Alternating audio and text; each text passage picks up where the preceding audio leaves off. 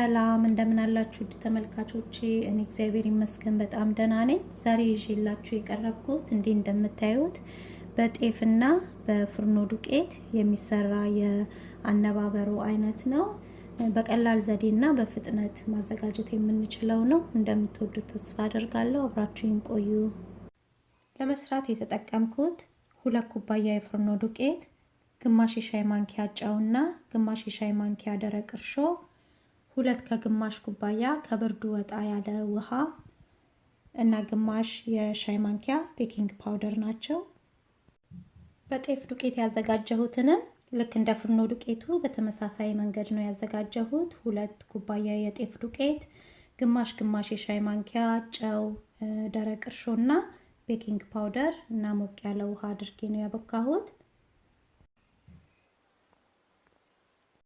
ጎድጓዳ ሳህን ውስጥ እርሾውንና ጨውን እጨምርና ውሃውን አደርግበታለሁ።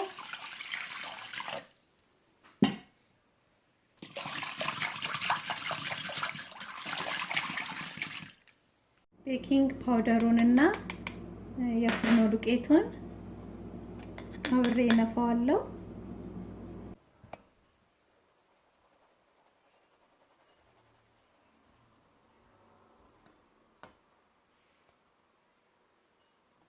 ከዛም በደንብ አድርጌ እበጠብጠዋለሁ።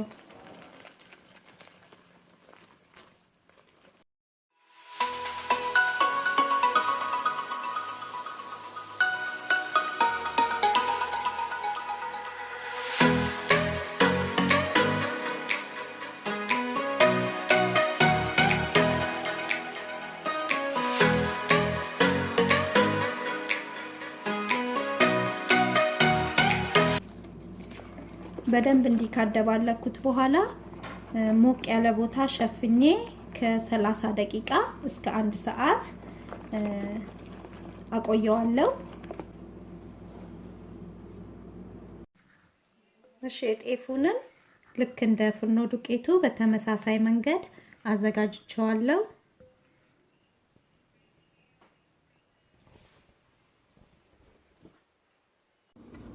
ሊጡ እንዲኩፍ ብሏል።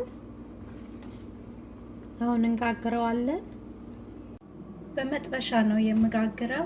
በምጣድ መጋገር የምትፈልጉ በምጣድ መጋገር ትችላላችሁ እና በሚዲየም ሂት አሙቀዋለሁ። አሁን ሊጡን አደርጋለሁ።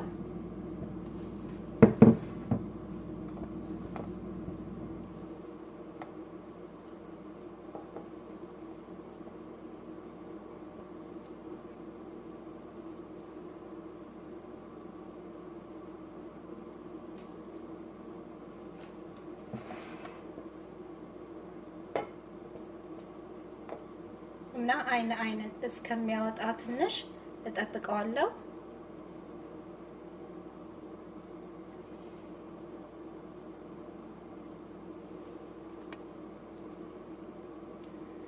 አሁን ይሄን ያህል አይን ካወጣልኝ እከድነውና አበስለዋለሁ።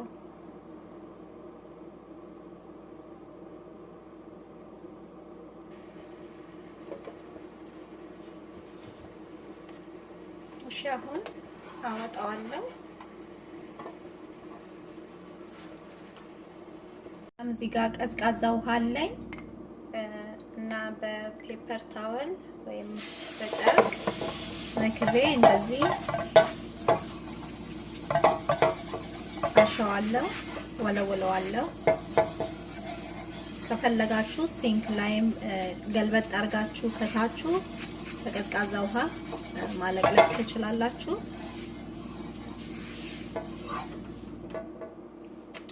ከዛም የሚቀጥለውን ደግሞ እጋግራለሁ ማለት ነው።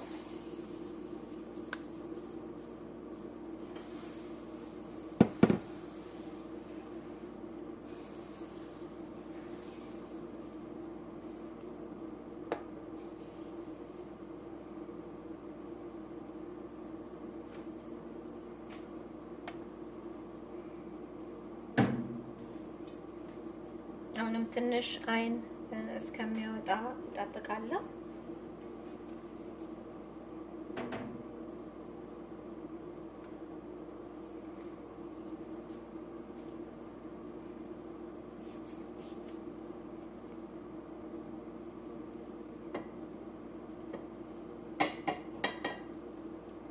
ከዛም የዚህን ያህል አይን ካወጣልኝ በኋላ መጀመሪያ ላይ የጋገርኩትን እንዲ ከላይ አደርገዋለሁ። አንድ ላይ እንዲጣበቅ ከዛም ከድኜ አበስለዋለሁ። እስከዛ የምንቀባውን እናዘጋጃለን። ከፈለግን የተነጠረ ቅቤ የሀበሻ ቅቤ መጠቀም እንችላለን። ከፈለግን ደግሞ የወይራ ዘይት መጠቀም እንችላለን። እኔ የወይራ ዘይት ነው የተጠቀምኩት እና በርበሬ ጨምሬ በደንብ አደባልቀዋለሁ።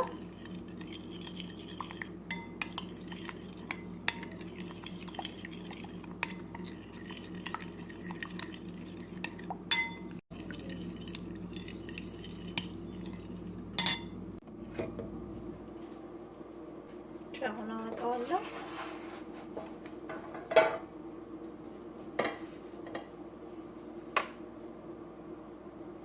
እና አሁንም ቀዝቃዛ ውሃ ውስጥ ነክሬ እወለውለዋለሁ።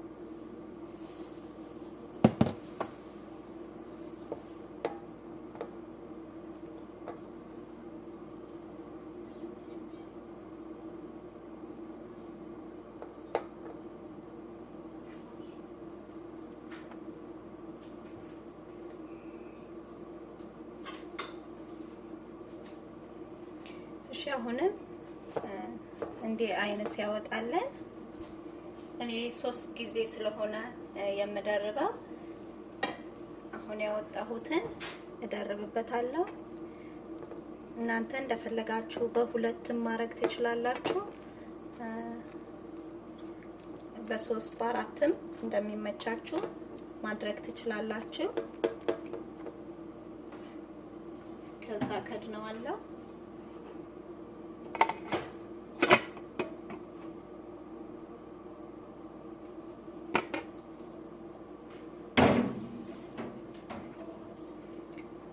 አሁን አወጣዋለሁ። ይበቃዋል። ሌላውንም እንደዚህ አድርጌ ጨርሳለሁ ማለት ነው። ያዘጋጀነውን የበርበሬ ድብልቅ እንቀባዋለን።